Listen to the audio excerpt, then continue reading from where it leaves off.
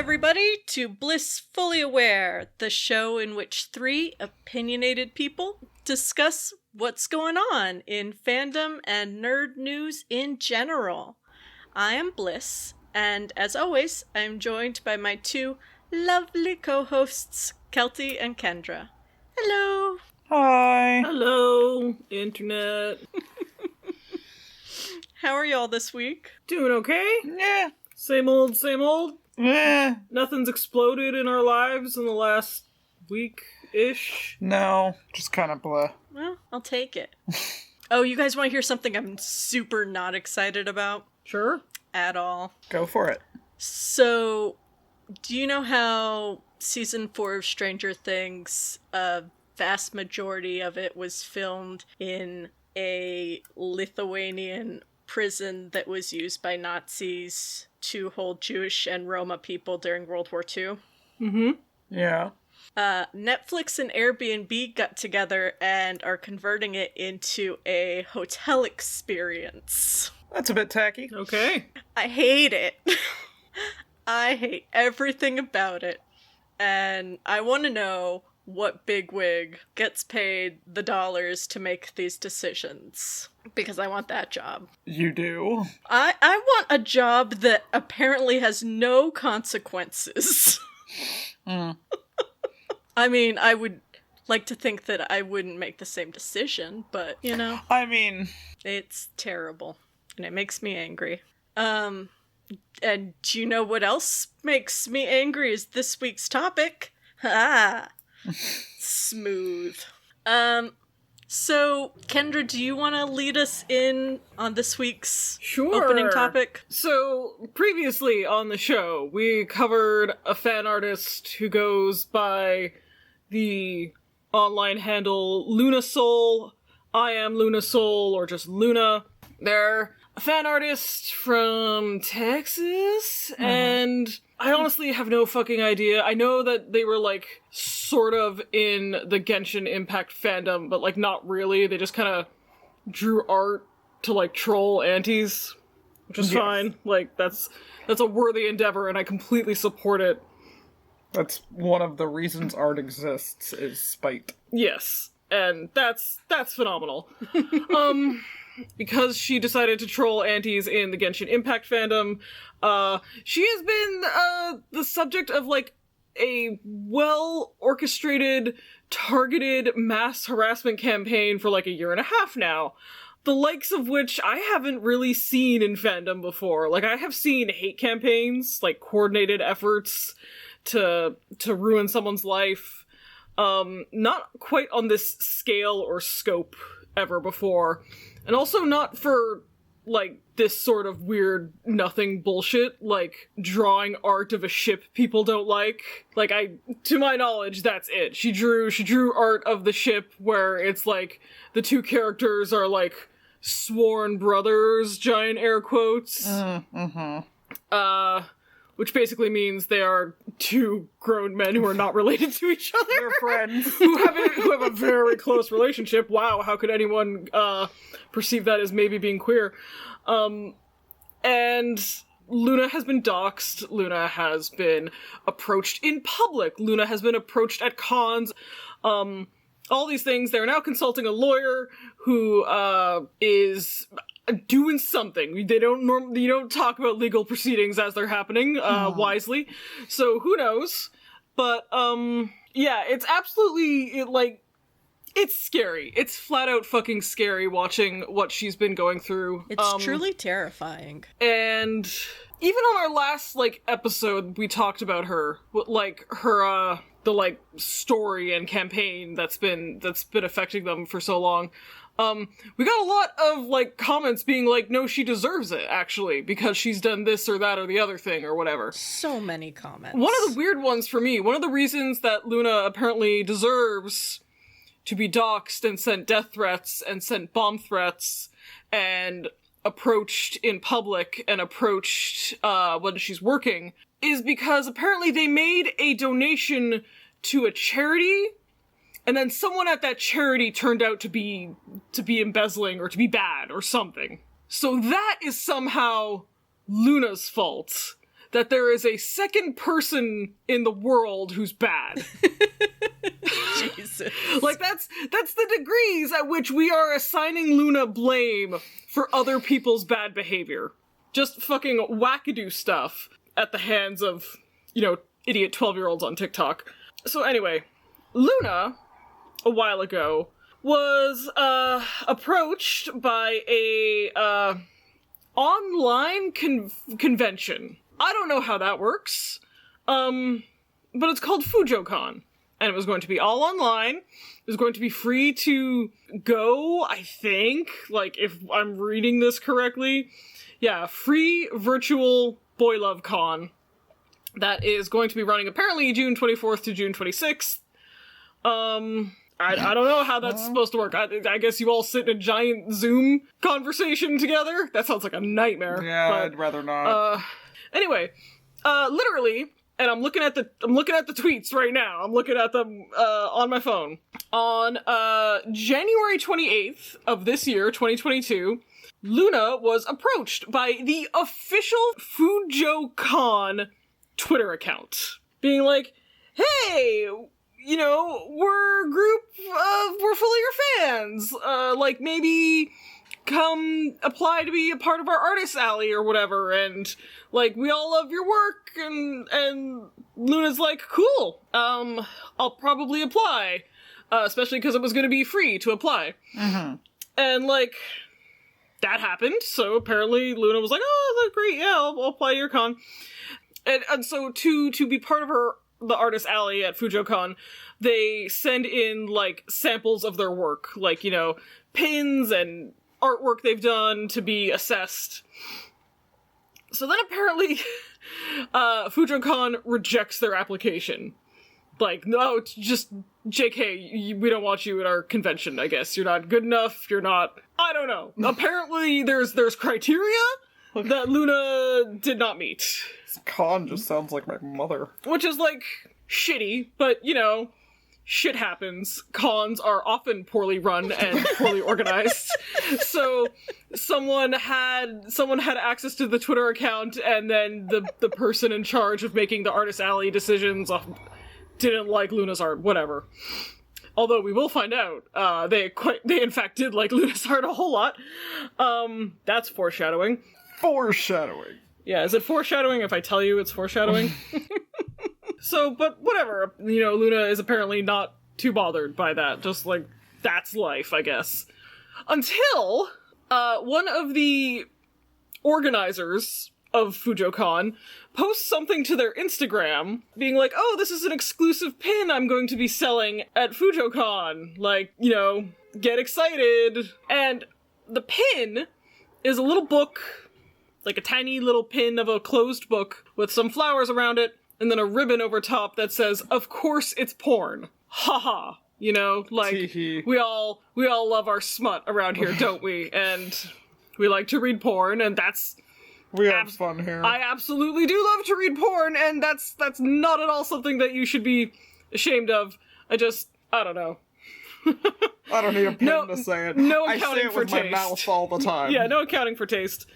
However, this pin is hugely resemblant of a pin that Luna Soul has been selling for about a year, which is a closed little book, no flowers, but the cover of the book says, "LOL, it's porn." I like hers better, actually.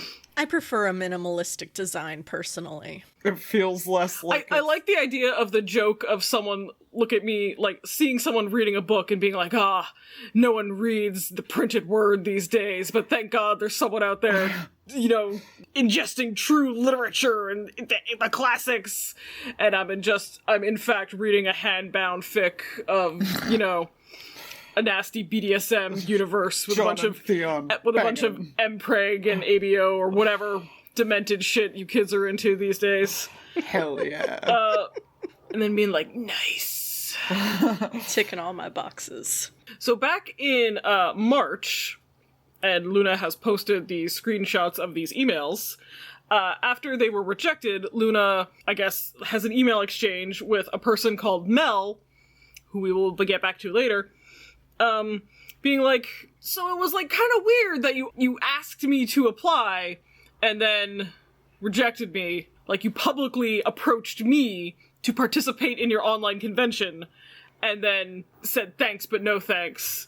Especially because I have been dealing with this ongoing mass harassment campaign that I have now taken legal action against. Maybe get your shit together a little more if you want this convention to be like an ongoing professional endeavor. And Mel responds, being like, oh, like, we're sorry, like, it was just due to criteria, you know, weird nebulous criteria that I'm not gonna get into specifics about because that would be unfair to other artists. Yeah, even saying we cannot comment on any specifics as to why you were not accepted per Fujocon. God, this is fucking hard to say. I think Fujocon's a dumb name, just as an aside, that's not relevant to the to the issue. Per Fujocon Artist Alley policy, to do so would be unfair to all the other artists who did not get the personalized treatment. So they're in fact doing her a favor by emailing her at all, I guess. Ooh la la. Yikes. Yeah. And being like, oh yeah, a bunch of bullshit. We were very sympathetic to your situation and despise any harassment toward creators based on the subject matter of their work. The email you were sent was sent to others who did not get in this year out of objectivity. I understand if this situation and our reasoning is not ideal for you, but the decision is in no way a judgment on the quality of your work. So, you know, that's so far nothing underhanded has happened. No. Nothing Doesn't seem so. Nothing illegal has happened. It's just the organizers of this convention, the, you know, right hand doesn't know what the left is doing, and they sort of led on and embarrassed a fan artist who is famously experiencing a lot of online harassment right now. So I can get why they would be sensitive to a weird bait and switch like this. But so far, nothing untoward, nothing illegal, just a little, you know, shitheadery, I guess. Mm-hmm. And then all of a sudden the pin goes on sale. The exclusive from Fujocon by one Mel, this person who is operating or selling this pin. Also the person that Luna Soul has been in contact with, discussing, well, why would you reach out to me only then to not admit me to your artist alley? I was just minding my own business. Did you just want to reject me for kicks? And so, Luna Soul, DMs the official Fujocon account with the evidence, you know, just like the pin you're selling is just like mine. Being like, hey, there's no way this is a coincidence. Like, I sent this original pin of mine to you as a sample of my work, and now, after your con has rejected me from your artist alley, you're trying to sell and profit off my design. That's super scammy and, you know, illegal. That's also, IP theft. And so, Fujocon, the official account, whoever is in charge of it, sends her back, DMs being like, oh, that's not the case, you know, it's an idea, that's not exactly new in the fandom community, like, you didn't invent the wheel here, Luna. We do not copy or steal designs from any artist in the community. In regards to your rejection, our artist alley lead and the team determines who to pick based on the BL content in their store. Blah, blah, blah. It didn't happen. You know, you're wrong. We didn't steal it. You know, hit the bricks. And so, you know, that's not exactly very convincing. And then it turns out, the Mel person, has stolen art before from fan artists in the past.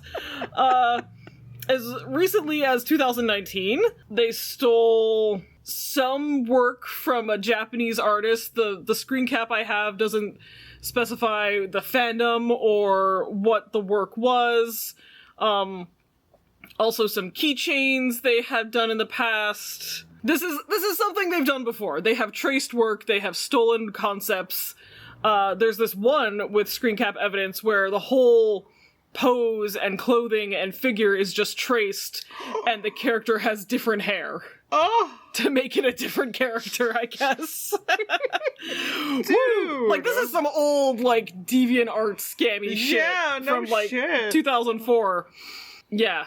And so, Then, turns out they had also already sold pre-orders of this pin design that Mel had stolen. Oh boy. So, basically, Luna Soul goes public with all this on her Twitter, being like, hey, It's fucked up. this con approached me to apply to their artist alley, rejected me, and then stole my designs to sell for money. And then also, stole 3 more designs to sell. Like, the one that says problematic, the one that says DILF milk, and then a ticket that says admit one.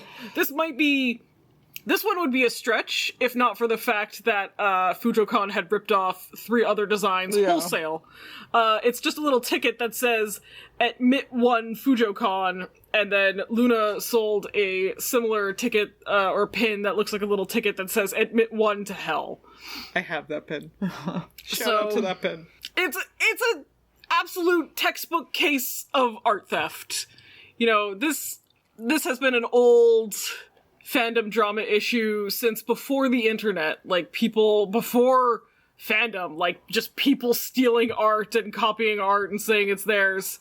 Goes all the way back to our friend Albrecht Dürer, who had the first copyright lawsuit in terms of visual art back in his day. Fun art history fact.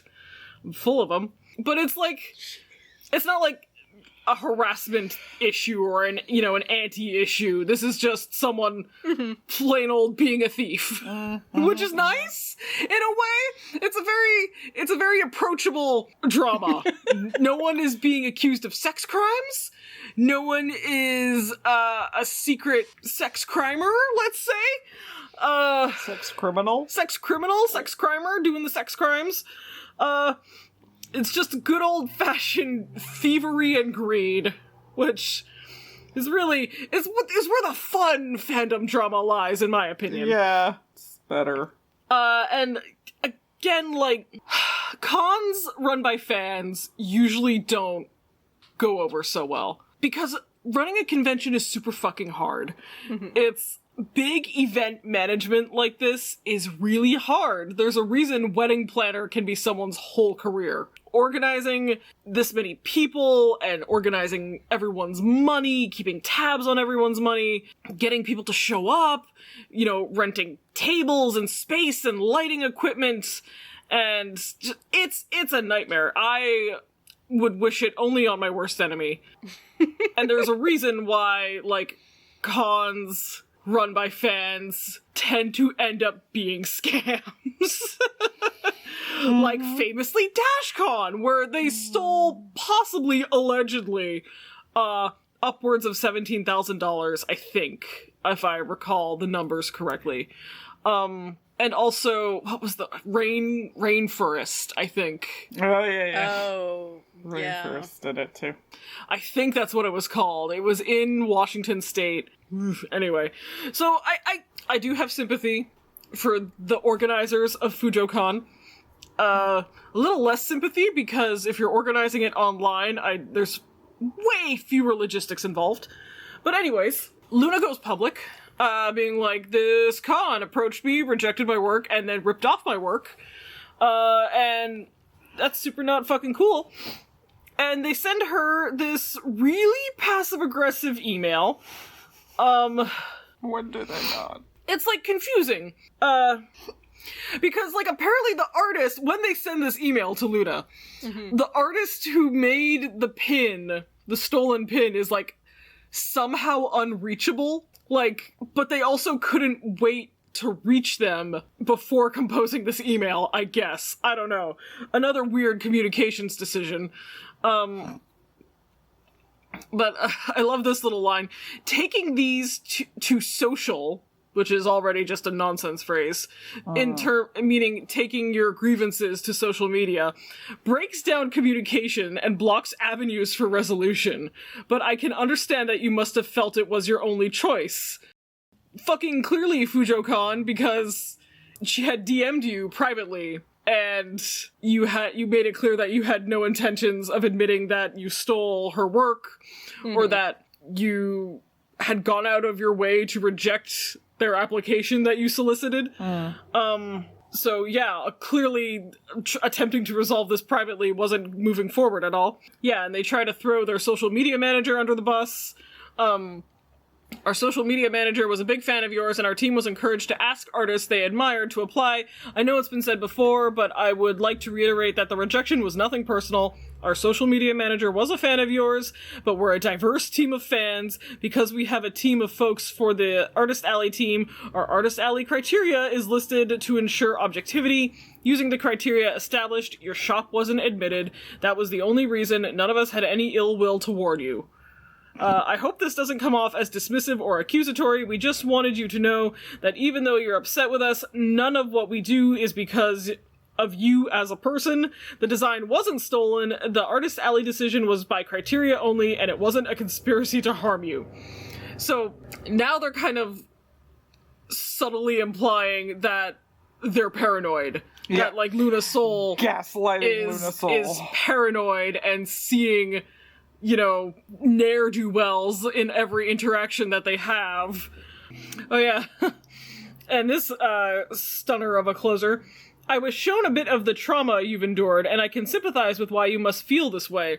I hope you can also feel our bewilderment and hurt that an innocuous design based on in-jokes has branded us as thieves in your social post. Which is that a thing we're saying now? Social post? Is that like a newspeak term that I'm not familiar with? I've never heard of it. No? I've Good. never Yeah. heard it either. Your social post. Fucking Stick it up your whatever, ass. boomer.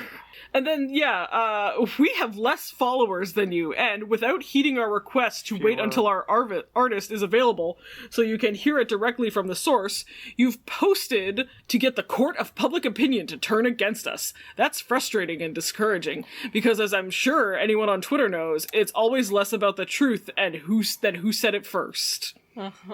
So, that's a doozy. And you can tell that this con is not being organized by professionals. No. Because what a terrible thing to email to someone who has lodged a grievance against you. Even if the grievance was totally unfounded, that's a bad way to approach it. Sending a mean, passive-aggressive email after the person has gone public, being like, aren't you just being a little paranoid, you know? Is everyone all too mean to you? That shit would get me fired at my job. And so that happens. Still, no one has gotten back to Luna, other than to say, you're crazy, it's not stolen, when it clearly is. And then the Mel person starts going on a bit of a delete spree on her Instagram. Oh. Just deleting things, closing her Etsy store permanently. Yeah, with a note that says, the shop is closed permanently. I created the shop years ago as a way, blah, blah, blah. I'm grateful to all my customers, blah, blah, blah. I can no longer continue to run the shop. If you have an order in progress, it will be fulfilled. If you have a pre-order, I will be contacting you again about the status of your order, as some items can no longer be fulfilled as promised. Wow. Yes. Deleted a lot. Staffers start blocking Luna on their personal accounts. They're going into, like, full-on meltdown crisis mode. Then they, after this meltdown, after insisting this design isn't stolen, after insisting, we won't be removing the pin, this has nothing to do with Luna's design, we get this lovely little gem. Their official statement posted to Twitter. We created Fujocon to share our love of BL and queer media with other like-minded fans, blah blah blah. Our primary goal was to make it a safe environment so fans could enjoy their time without being wary of harassment. Despite this, an artist was hurt. Aww. We want to deeply apologize to I Am Luna Soul and Fujocon attendees for the pain our actions have caused. We have pulled the Of Course It's Porn pin and have ceased all plans to sell it. Once she has contacted remaining buyers, our artist will be permanently closing her shop as well. Fujocon is made possible by enthusiastic fans of queer media who make up this amazing community. We hope everyone can enjoy the convention. So, Oof. Hurt is a weird way of phrasing we stole someone's creative IP for profits. Yeah, and they found out. Oops. Phrasing it like it's about feelings is still kind of really dismissive when it's in fact thievery. Someone stole a creative design for money. Somehow that's all comes back to fifis, I suppose. And then also apparently this person was removed from staff, Mel, whoever. And then they send Luna another email. I guess, because that's a pretty quick about face. Going from like, it's not stolen, we have no plans of pulling this pin, we're sorry that you were rejected, but it had nothing to do with this design, to, we're not going to sell this pin, we're shutting it down immediately, this person's been fired, and their Etsy store is now canceled forever, I guess. So, I don't know what... That was a very quick about-face. They finally had a break from work, came out and was like, yeah, no, I totally stole it. I mean, what else could it have been? Like, I guess maybe someone clued them in that she's in fact working with a legal team over the fact that they've been experiencing harassment for a year and a half, and just throwing a creative IP lawsuit on top of the pile of other litigation that they're going through might not be that big a challenge for them. Okay, so this final email, we completely understand if you do not wish to hear from us anymore, but we're gonna keep emailing you. But we would like to personally approach you with an apology before releasing a full public statement. Our knee-jerk focus was on denying the accusations rather than coming from a place of truly understanding to you. That's what it says, doesn't make sense, but that's what they I was wrote. about to say, huh? We will not go forward with selling the of course it's porn design, and we will remove the proofs from social. Whoever is in charge of the email account just says social, like it means social media. I thought SockMed was dumb. Oh god, SockMed wants me to put a fucking gun to my head. We know this is a small gesture in the grand scheme of things. I would also like to personally apologize for my email earlier. Good. I sincerely wanted to let you know that I am sorry about the harassment you've been receiving and tried to show that in my message I ended up making an ass out of myself by trying to sympathize at the same time as trying to convince you that your design wasn't stolen. What I meant to be empathetic ended up being tone deaf, and I deeply apologize. I mean, So, like, I guess it has a happy ending. It's just a good old fashioned art theft case that got played out in real time. They also deleted the Fujocon website, got rid of our staff page with all of the people on their staff and their contact info, and that was that. You love to see a happy ending. So yeah, just a good old-fashioned art theft story, a fan-run con drama story. Thank goodness this one's only online and it's free, so no one's actual money is involved, except for the pre-order money that they got from this pin that they should be paying back to Luna, hopefully. What an interesting 48 hours it was. Yeah, poor girl. I don't know, Luna's a stronger person than I am. I don't know how I would hold up under the amount of scrutiny that she lives under online on the daily. It is outrageous. Yeah. The amount of stalking and harassment that they have been subject to, I'm super glad that they are taking legal action. I hope every single fucking 14-year-old that doxed her and sent her death threats gets what's coming to them, let's say. I don't think that anyone's age is an excuse for this sort of behavior. This is something you know is wrong in kindergarten. Yep. There's absolutely no way this can be excused. I hope they get what they deserve. I agree. Speaking of hoping people get what they deserve, though, this isn't new news. We're a little behind on this one. But y'all want to talk about what happened with AO3? Yeah, speaking of... Boy, do I. Speaking of coordinated harassment campaigns. Okay. All right. So, AO3, Archive of Our Own, famous fan fiction transformative work archive run by the Organization for Transformative Works, or the OTW, sent out a news bulletin posted on May the 7th of this year that they were getting spammed like in their personal emails of the people who work there, the OTW emails, the staff emails. They were getting spammed with child sexual abuse imagery. Real shit. Hundreds of images sent to these people's emails. Because they work on a fan fiction website. Make it make sense. In, like, a coordinated, like, sort of way. Yeah, that's, So, to my knowledge, at least, no one has, like, well, fucking obviously, but no one has, like, claimed responsibility for this. It's not like, oh, it was 4chan or 8chan or whoever. Kind of obviously, because it's a fucking federal offense. And law enforcement is involved.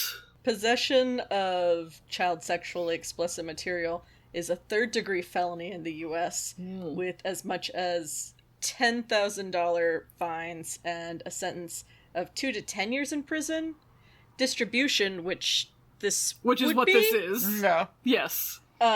Is a second-degree felony with fines up to $10,000 and a 2 to 20-year prison sentence.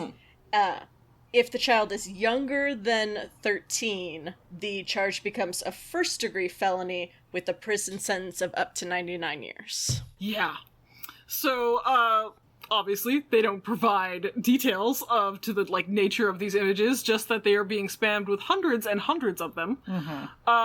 Whoever is doing this, they haven't, I guess, released a statement about their motive or what they're hoping to achieve, but a lot of people have called for this sort of thing before, and a lot of them are fandom antis, because they believe that since AO3 hosts works, fanfiction and original works as well, that contain themes or depictions of abusive relationships, sexual assault, Youths. child sexual abuse, dark things that happen in fiction, that... And reality. Well, and reality as well, yes. But, you see, there's a difference Big between difference. when it happens in reality and when it happens in fiction. So much so that it's codified into the legal system that way. The law recognizes that reality is not fiction. This has been something that's been called for in the past, that AO3 must pay somehow. The people who run it must pay because they are allowing these works to exist, and that is just as bad as distributing actual child sex abuse imagery. So I don't think I need to explain why that's incorrect, why that's a fucking bonkers thing to try and argue. But they, the people who think this, really think it. This is not a troll, you know? No. This is not a meme. This is not an ironic, they mean this shit. Fucking writing a story where someone is abused is just like abusing someone. And it's too dangerous to exist, is basically their argument. Like, this story, this fictitious story, words organized in a certain order, is too dangerous to be allowed to exist. And if I have to commit second-degree felonies in order to get you to stop allowing this content on your website, then I am justified, baby. And I'm gonna keep doing it. And surely the judge will agree with me when I have my day in court at last. Absolutely. And, that is fucking, I don't, what do you say to that? Yeah. What do you say to the person who thinks spamming horrific images of child sexual abuse to volunteers who work at a fanfiction website is furthering their cause, which is it's a dumbass cause in the first place. Like, don't get me wrong, it's bad, and you shouldn't do it.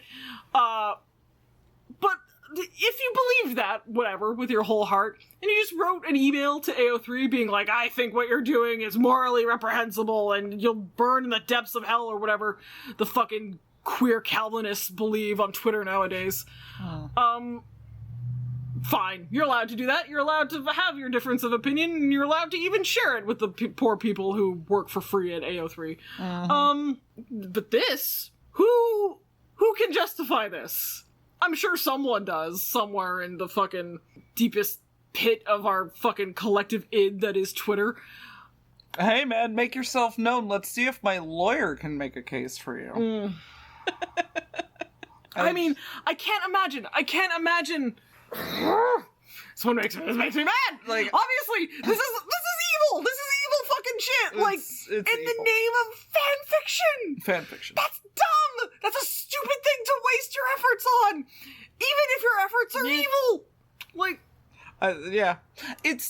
because like, here's the thing: when I have like, a no TP, as they were originally called back when people didn't think that it was like a moral judgment. When you have something in fan fiction or regular fiction that you don't like, for whatever reason. Yeah. Whatever. Squicks. That sort of thing.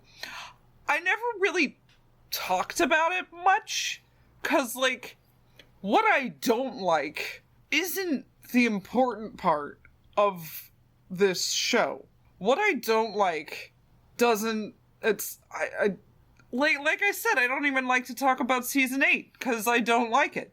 So I just want to talk about Theon, please, and Sansa, and then they kiss, and everything's gonna be okay. And that's all I want to talk about. I don't care about the bad parts, because that's boring. The bad parts are stupid. I don't understand why you can't just ignore the parts that you don't like, especially when it's not even canon. It's just other people writing things.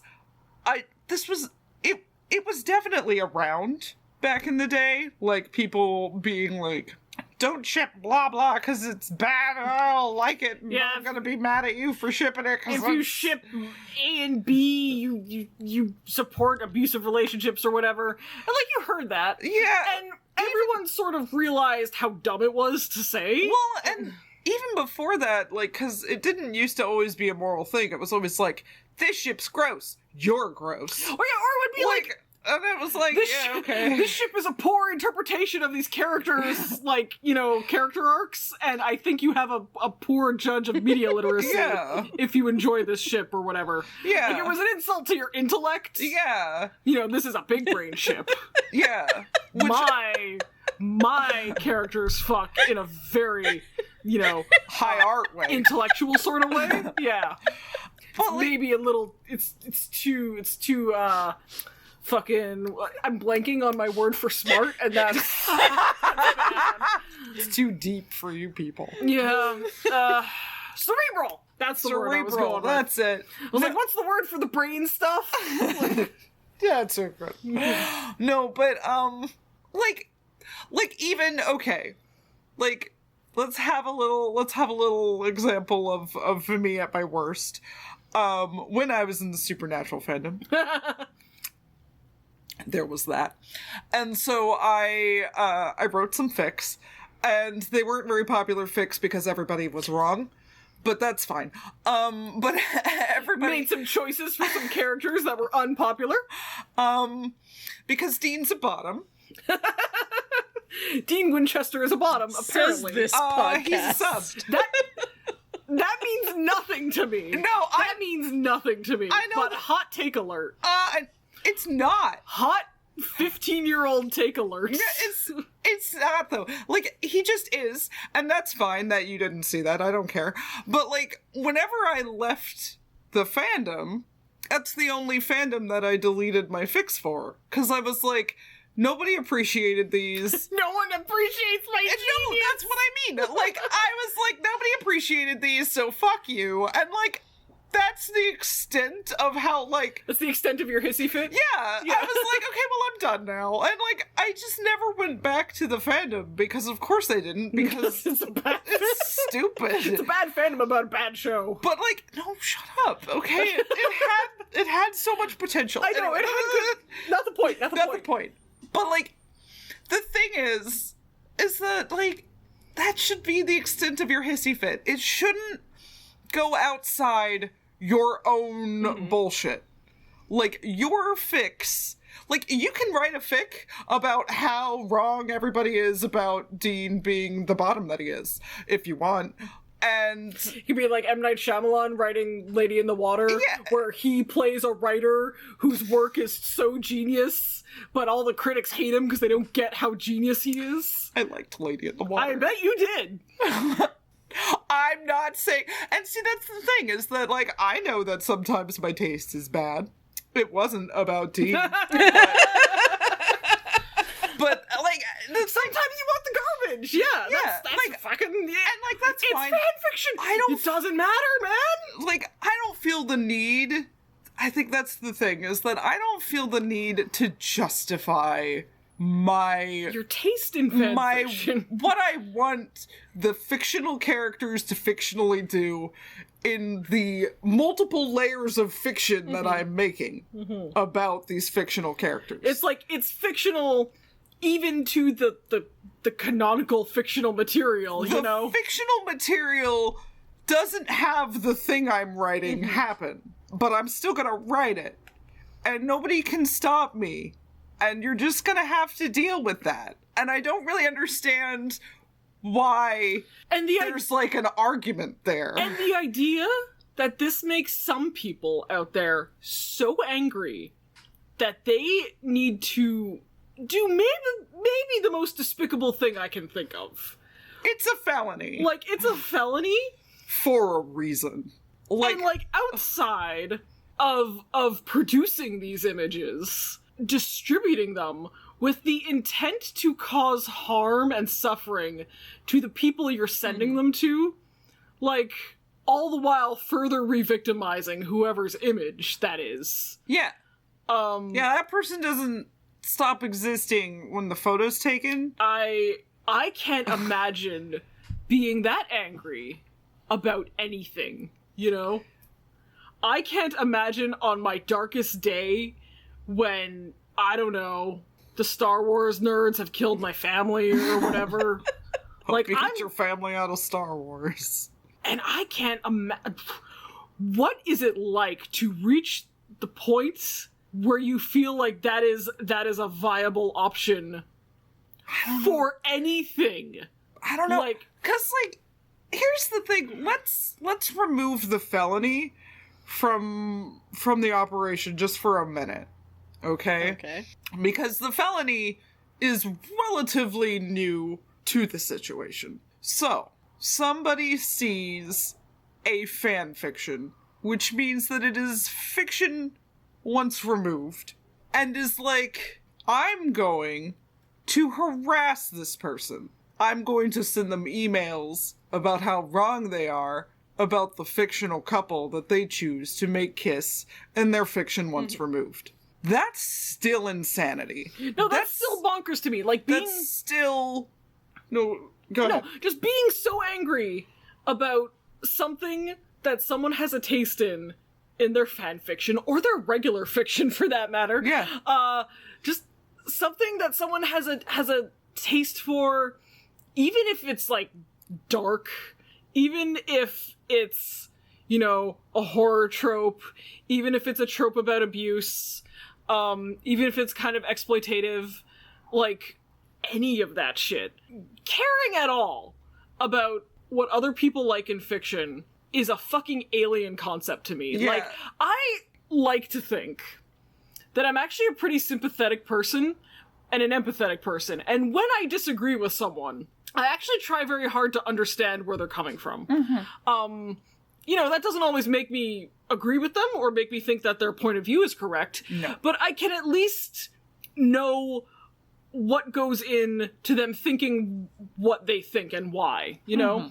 Yeah. And it's helpful to me, I find, in understanding, like, to resolve a conflict, to understand where the person who disagrees with me comes from, and what is maybe informing their decisions and their choices, blah, blah, blah. I cannot, for the fucking life of me, imagine why someone could be so upset, like, so disquieted by what someone reads or watches or writes. The closest I can get is imagining that it just comes down to an insecurity so powerful that it borders on the delusional, where you think that other people's thoughts have the power to harm you in real life, you know? That's as close as I can get. What I think is that there is a group of people so far removed from reality that they believe their dislike is pain. Yes. They're like, They have confused... I don't like this thing. That means I'm triggered. But that's not what that means. Or they have confused their dislike or being even exposed to something that they dislike, like just the title of it sometimes. Just the concept of a like trope. the tag. The tag of a trope. Yeah. Like, is not harm. It's not violence. It's not trauma. Being exposed to the name of a TV show is not harm. No. And there are a group of people, I think this kind of happens every time, like, a sort of, like, jargonist concept goes a little mainstream like this. Like, people on the internet, I guess, and in general, there's been a move lately to sort of uncover and reckon with your own trauma. And we've sort of gone mainstream with the idea that trauma isn't just, you know, watching your family get killed in front of you, or trauma isn't just losing a parent or, you know, being in a violent situation. Trauma can be a lot of other smaller things too. Trauma is just being sad. That's not what I'm saying, actually, Kelty. No, that's what I'm saying they think. No, but what I'm saying is that we started with this idea that trauma is not just, you know, violence. It's not just being beaten by your husband. It's not just maybe, you know, your parents divorcing and, you know, fighting really a lot as a kid, or you had an unstable home life. Excuse me. Trauma can be a lot of things. And that the goal, ultimately, should be to avoid our trauma at all costs. I guess never work through it or, like, synthesize it, like, you know, therapists say we should do. Yeah. But I guess trauma, through this idea that trauma can be a lot of smaller things that happen. Like, oh, like, you know, you were let down by your father a lot as a kid, you know, and maybe a bunch of minor ways, but now it's led you to have distrust of men a lot in your life, to the point where, like, relationships with men are breaking down. Or that you got called fat a lot as a kid, and now you have a lot of trauma around your body image, to the point that, like, you're making super unhealthy choices, you're having eating disorders, whatever. And that sort of reasonable and very real idea that trauma is not just sudden violence, but it can be things that were small at the time but still really shape your behavior today in your reactions to them, has turned into trauma is just me having to experience something I don't like. Yeah. Anything I don't like is traumatic to me, I guess. And when you appropriate the language of trauma, which everyone agrees, like, trauma's bad and we should feel bad for you when someone is traumatized, it's very easy, I guess, to sort of convince stupid people that you're on the side of the right, because who would argue with traumatized people? I guess they're just sad, you know. And it's not good. It's not good that it has now come round to be in the name of my trauma. I guess I'm guessing that is the method by which this person is justifying, or these people are justifying, this behavior. In the name of my trauma, I am going to traumatize all of you and harm all of you who run this fanfiction website. Again, I can't stress that enough. Fanfiction website. And re-traumatize the people whose images I've collected. I can't fucking imagine. I can't imagine! That's demented. That's so beyond the scope of reasonable discourse. Yeah. Another word that has been neutralized of all meaning. I'm not on Twitter a lot anymore, so I can't fucking imagine that there's people defending this, but in my heart of hearts, I know that there is. Oh, sure. I haven't seen any either, because I also have not really wanted to spend a lot of time on the internet. Not on social media, anyway. Mm-hmm. I'm tired. I'm tired. I really fucking hope that this person or people goes to jail for a long, long time. I hope that they are named and shamed. I hope that this story makes the news and their lives are ruined. Yeah, I wish bad things for this person. All sorts of bad things. The irony of them being put on a sex offender registry would be pretty funny for me, personally. So now you're fucked. AO3 has stated that, despite this, like, weird vendetta, so no, like, personal user account data has been compromised, like, no one's passwords or login information or email addresses have been leaked. This isn't like a privacy breach. No. They're delaying a lot of things they had scheduled, though. Certain tag wrangling, support and reports for policy and abuse are going to take a much longer response time than usual. Yeah, DMCA takedown notices and anything to do with their legal department, it's going to be delayed. Recruitment is suspended until further notice. Social medias are being suspended or greatly reduced until further notice. The invitations are still being sent out. And yeah, that's something. It sure is a thing that happened. I don't really believe in evil, but if I did, it's this person. I believe in evil. Yeah. And yeah, they're evil. Like, I'm sorry, there's just not really a way around that. No, It's not like, oh, well, I didn't know that I was... Yeah, but I want to make clear, there is a direct line from this person to fandom antiism. Mm-hmm. Oh, yeah. Like, this is just an escalation of the views that they already hold. I mean, it's one of you. Yes. Well, like, I know it is. It's either that, or it is a person just out to be a troll, out to be like a demented, edgy 4chan lord or whatever. Mm-hmm. And they are using a plan that has already been outlined, you know? Mm-hmm. This is already something that's happened on Twitter, like, personally, between people. Like, when there is an argument, I can't even call it discourse, you know, because it's not. But when there's a tiff, yeah, I guess because they can't tell someone to kill themselves anymore, they send actual real life fucking child sex abuse imagery, just as a gotcha, I guess. Yeah. Tee-hee. Yay. I mean, I don't... Speechless. I don't... So this is a direct line from the subculture of fandom antiism, which is, like, not a great name. I don't love it. Well, but it's just... In order to refer to this subculture of rigorous social control, conservative values over expression and free speech, real evangelical vibes, you know?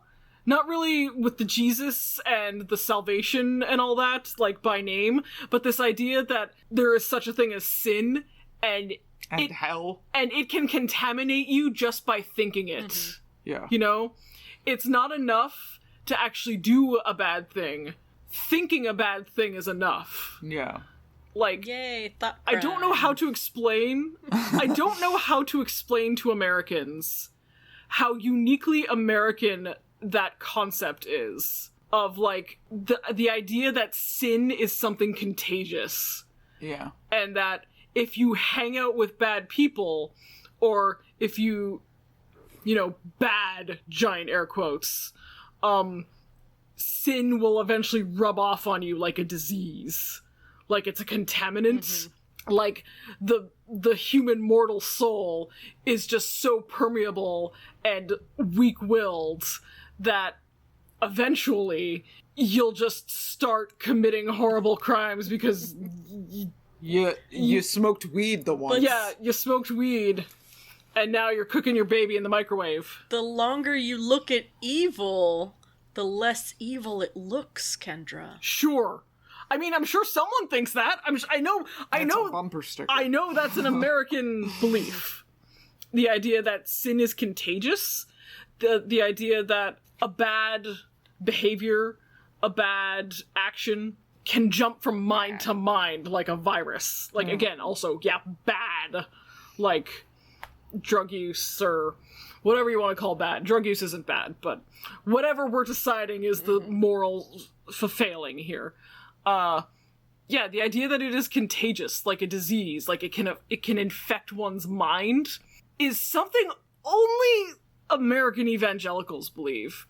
And the idea has, like, now seeped into secular society that just being around ideas can be dangerous. Well, that's another one for me that I find funny, is that, like, I keep pointing out, like, I'll be like, this is the reason I escaped the church is because of this mentality. And people will be like, I'm not Christian. And it's like, I know, that's why it's sad.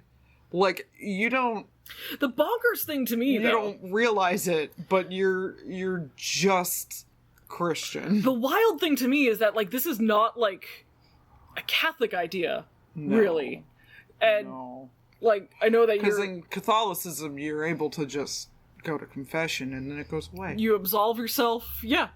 And, like, at least the Catholics, this will be good. That's a good way to start a sentence, right? That's a good way to start a spicy take. At least, for as evil an institution as they are, at least in their theology, they appreciate that you're going to fail. Yes. Ideally, we should try and avoid sin. But you will not. No one will avoid sin. We will all eventually, fail or mess up, and that's fine. You just gotta go to the daddy in the closet and tell him what you did wrong, and you're good to go. While on your knees. I mean, yes, you gotta go kneel before daddy in the closet. You gotta go kneel before the father in the closet and tell him what you did wrong. So much of my sexuality is shaped because of Catholic Church. Kelsey and I were talking recently. Catholic Church is basically just BDSM in religious form. It's just suffering and punishment and atonement and salvation. Let me know what you think of that in the comments. Yeah, a spicy hot take. Catholicism is a BDSM religion. We should send that. Sexy. Yeah, we should ask the Pope to come on our podcast. Well, Bliss is fandom Pope, though. We'll have a Pope-to-Pope conversation. But we should ask the Pope. Yeah, like the two popes. Yeah. Oh, yeah. I enjoyed that, actually. See, I like making references that are 5 years old. Yes, yeah. Fucking, so there's this, to bring it the fuck back to what I was talking about, this idea that, ideas are dangerous and morally corrosive, and you can catch ideas like a virus. I don't think that's great for us. No. Because I've been exposed to some horrible ideas in my life. I've been exposed to some horrible behaviors in my life. I was raised amidst really horrible ideas. I have been exposed to all sorts of shit that makes me recoil and cringe, and, like, I mean cringe, not like internet cringe. And stuff that would, strip the paint off of some people on Twitter. And I don't feel like I have been corrosively infected by any of these ideas, you know? If anything, it's these ideas, the exposure to these ideas have made me more compassionate and more strong in my own values. Because they've strengthened my resolve. I want to do what I can to be better than those ideas, and to be stronger than those ideas, and to put forth more into the world with my ideas. Like, that's the thing that I don't understand with a lot of people. It's like, they want so badly to just be changed instantly by a bad TV show. They're gonna watch Hannibal one day and wake up and eat someone. And like, that's not how it works for people who are just slightly more mentally healthy, because I'm not well, but I'm better than y'all. And like, here's the thing, is that those people who think that, or they think that Hannibal, I don't know, glorifies pedophilia or it glorifies cannibalism. Is there anybody under 18 in that show? show? No, but whatever the argument is, I don't fucking know. Whatever horrible, sex crime you are, if you are a Hannibal fan, that won't happen.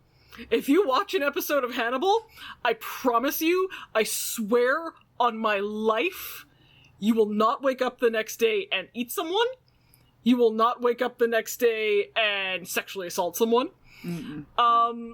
I would stake my life on it that Hannibal the TV show does not have that sort of power over you. God. I think to say that it does, or that any other TV show does, is delusion. Yeah, that's fair.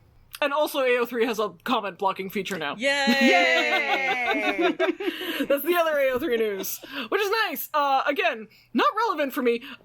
Apparently, unknowns to me, AO3, comment sections can be like blood sport. My AO3 experience has been nothing but rosy. Same. Yeah, I think it's because it's with fandoms that I just hang out in chiller fandoms. Yeah. I just have more. I think it's because we have more adult fandoms. I mean, yeah, I'm not hanging out in the BTS or the fucking what is an anime that's happening right now? My Hero Academia or Skate with an 8.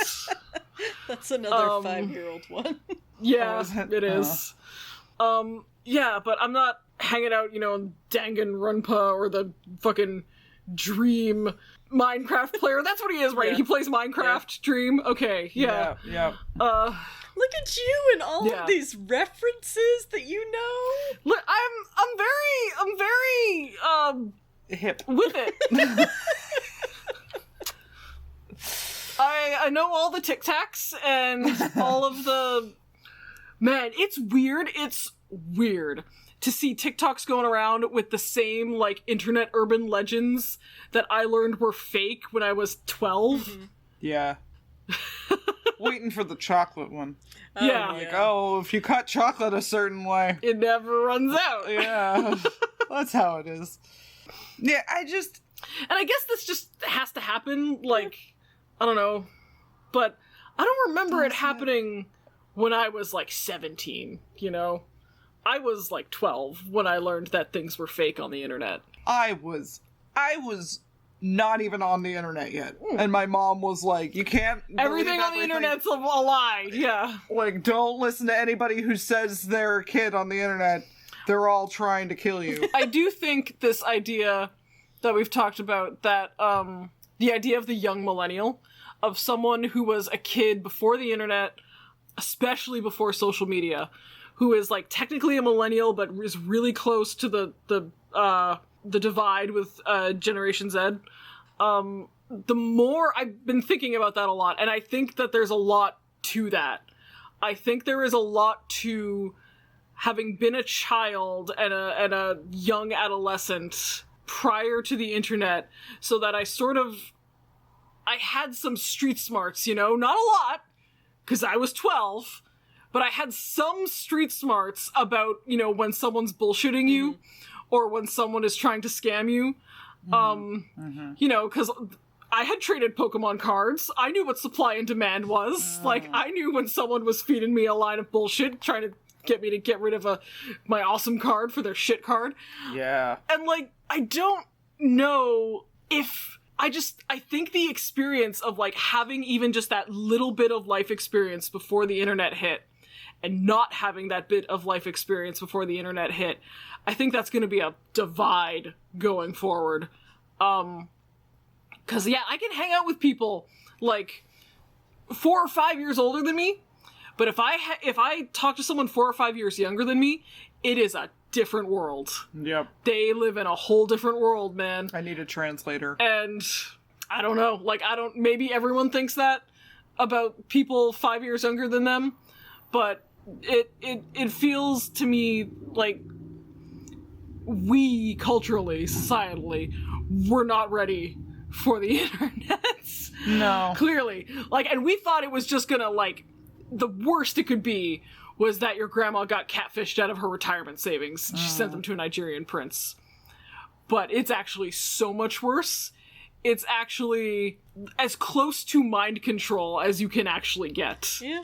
It's like a cult that spans the world. Yay. It is grimmer than we ever thought possible.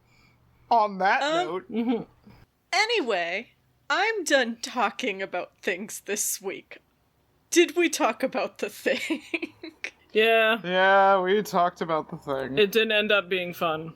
First one was fun and silly. Yeah. Yeah. Second one made me real sad. Just real sad. Yeah. Do we have happies? Y'all have a happy? I really don't. I've been dealing with, writer's block. So I'm just playing Stardew Valley nonstop. Stardew Valley's a bit of a happy. Someone told me if you change the font to Comic Sans when you have writer's block, it's supposed to help, but I cannot imagine anything being less helpful. That would be the most distracting thing I could imagine. It doesn't. I write porn.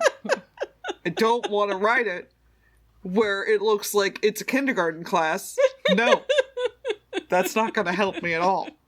What about you, Kendra? Do you have a happy? Not really. No, like, I haven't been doing anything new. I don't have any new games or books or movies that I've seen. I'm still very much in the pandemic depression funk where I just can't focus on new things. No, everything sucks. I don't have the cerebral capacity for it right now. I've just been watching the same old shit that I've always loved over and over again. Silicon Valley Excuse still me. doesn't disappoint. Yeah, still doing fucking rewatches of Silicon Valley like 6 years later. Mine didn't happen this week per se, but since we're talking about cons, I bought tickets to Dragon Con, which I'm going to this year, unless the pandemic changes my mind, but considering the fact that I bought plane tickets, I'm pretty dead set on going. So that makes me pretty happy. I've gone to Dragon Con for over a decade now, the past 2 years excluded. So it'd be nice to go back and panic in public around a bunch of people in costume. And get drunk. And get real drunk. Yeah. I would like to go to Dragon Con one day. I've never been big on the convention scene. No. Hanging out with other nerds just isn't my thing, shockingly. I would love to hang out with other nerds. It's just that that's too many nerds in one space. It's a lot of nerds. And any subgroup of people that's too many. Like, I don't mean to single out the nerds. I also don't like going to concerts. No, that's my thing. Like, I don't like most people, and the fact that they are also nerds doesn't make the percentage of them that I like go up. Yeah. Let's say that. Just because we've watched the same TV show, that's not the, like, instant connection that a lot of people think it is for me, anyway. Well, man, it used to be, but, yeah, like when I was a teenager and I didn't have a personality, really. Yeah, well, and also, like, you just made friends based on, like, geographical convenience. Yeah, just whoever was close to you. Whoever you saw the most, that Yeah. was your friend. And, like, but also, like, it was a lot easier to connect with people over something like liking the same TV show, before it started becoming, like, a moral fight. Oh yeah, before it started being, like, a badge of ethical, like, fortitude. Yeah. Being like, do you like the correct ship, or do I have to send you to The Hague?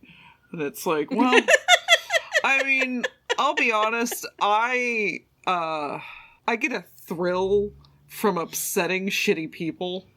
So you don't hurt my feelings, you only make me stronger, but I just don't want to waste my time around you, you know what I mean? But, like, that's the thing, like, if I'm going to a party, a convention, a place to have fun, like, man, You're bringing down the room. God, yeah. And, yeah, that's just, you know, you get a bunch of nerds, people not famous for their grace or social skills, you put them all in a room, and you get them really fucked up on alcohol and others. I've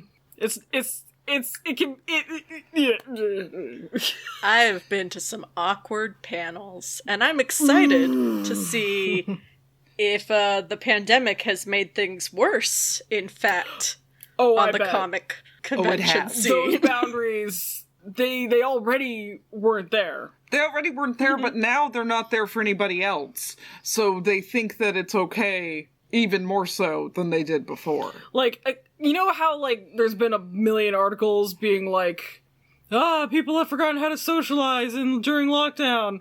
Well, this is a group of people who already didn't know how to socialize. Yeah, we had no clue. And now we're unleashing them to the streets of Atlanta with a lot of drink and drugs. And there's gonna be some doozies, some legends that come out of 2022 Dragon Con, I think. I say this as somebody who doesn't really have a lot of social grace, but because I don't have a lot of social grace, I'm self-aware enough to not be in social situations most of the time. I don't like it. I don't go to panels. I don't ask questions at the panels, because the stuff I want to know, I don't really want you to tell me. You know? You know what I mean? I just want to think it, because it doesn't really matter, because it's all fictional. I don't care about your life. What are you, an actor? Who cares? I don't know, man. It'll be fun. I'll report on how insane the parts of the weekend I remember are. But yeah, I think that'll do it for us this week. If you'd like to find us online, you can visit our website, which is blissfullystore.company.site. You can also find us on Twitter, Instagram, and TikTok at Blissfully Show. I post links to our YouTube there. If you're watching us on YouTube, hi, hello. Give us a like, a comment, a subscribe. Clicking through to another one of our videos always pleases the algorithm, the almighty algorithm. And then, yeah. Until next week, bye! Bye, everybody. Bye-bye.